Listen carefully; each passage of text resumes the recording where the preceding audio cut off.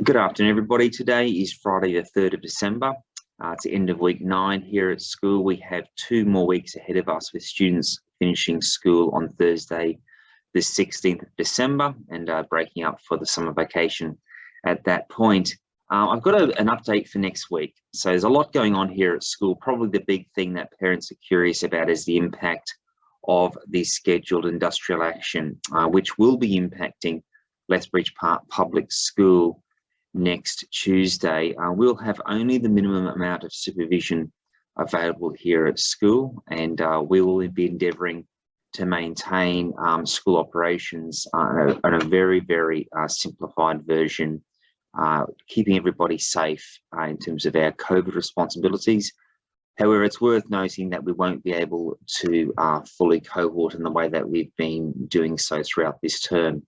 So the letter that's up on the screen will go home with each of the students today. We'll also be posting a version of that on the school website this afternoon, with just outlines the situation. But we'd really appreciate your understanding and your assistance. And students, it would be really best if they could be at home on that day, because there will be only a very, very small number of teaching staff available to maintain student supervision.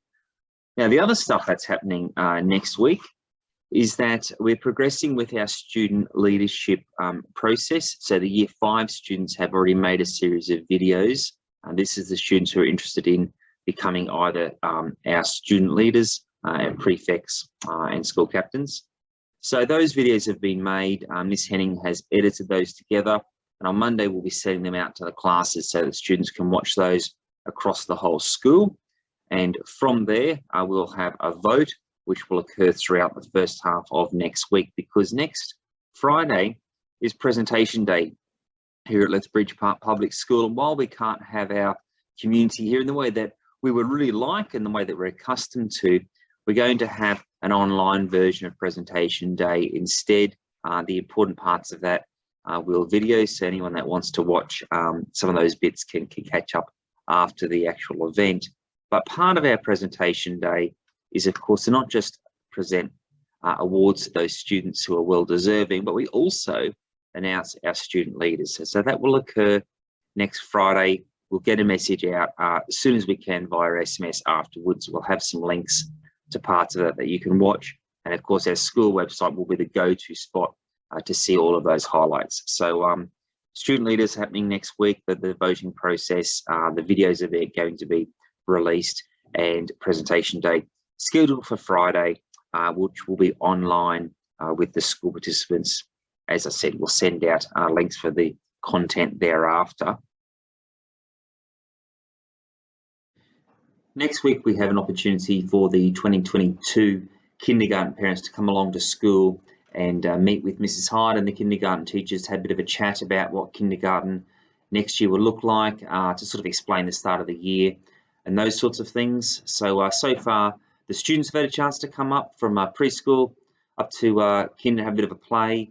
We've had our incoming kindergarten students the last couple of Monday mornings have had a chance to come along, but the parents really haven't had much of an opportunity for an information session. So Mrs. Hyde has contacted the families, and one fully vaccinated parent from each family has been invited along. Have to be an outdoor meeting. So we are hoping, of course, that we're not going to have any rain or anything. We'll meet under Area 3 under the COLA, and it'll be a bit of a chance to share some information, answer any questions that we may have. And of course, if there's anyone out there who's got a kindergarten child to start next year that needs enrolment, please contact the office, and we can get that organised for you as well. And the other thing that we are working through as well as the implications for the last week of school. So we would normally have things like a clap out on the last day for our Year 6. Instead, we'll have an online version for that. So all the kids will be able to watch the Year 6 video, that sort of stuff that will happen. The Year 6 farewell is still going ahead. We have all of our students attending. We just need some parental support, which we've received as well to meet our COVID guidelines. So most things are all falling into place, which is quite good for us. The thing that isn't able to fall in place is we would traditionally have a merit or a reward type excursion for the students that have achieved Gold Badge throughout the year. This year, there's no reward excursions are allowed, unfortunately. So they'll have to just be very proud of themselves, as we are, for their achievement around their badge, but we won't be going for any off-site excursions. We will be having party day events here at school, and we're working on what that looks like. The big thing that we need to really work through is how we can manage the food implications for that, because as everyone will know, we can only have pre-packaged food that comes from a commercial supplier. So we expect we'll have some thoughts around that over the next couple of days.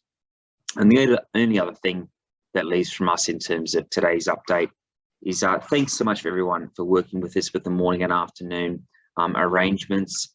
It is really important to make sure that we stick with those arrangements, and the things that create difficulties in the morning, I guess, anyone that arrives early, that really does put students at risk. So very, very important to make sure that no one gets here before 8:25. Otherwise, they do find themselves in sort of an unsafe situation. We don't want that.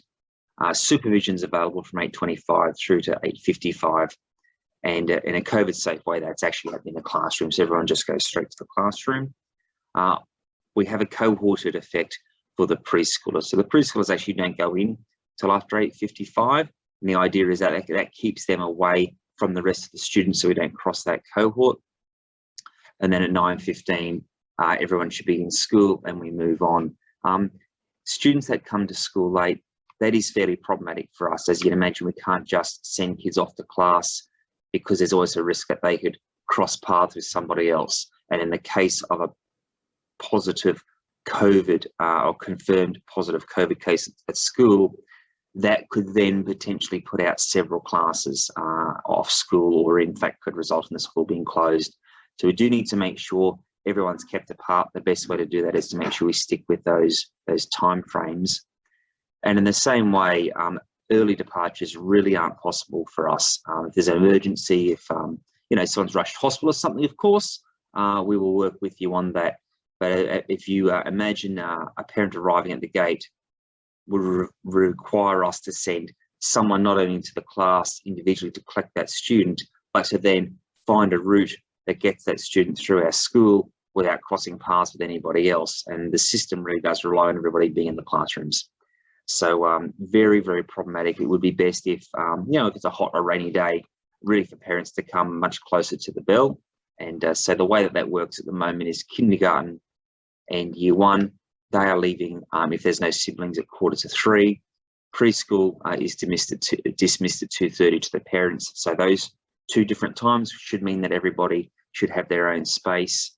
And then the students with siblings and years 3 through 6, they're dismissed at 2:55. So being as punctual as possible will help us. And of course, just to remember that early dismissal really isn't a possibility unless there's a fairly significant emergency. But if you work with us on that, that would just be fantastic. And I know that next week does prove to be a busy week. Again, thank you for your support. We do really appreciate that. And I do hope everyone has a great weekend. It looks like the weather's going to be fine. So hopefully you can get outside and have some fun.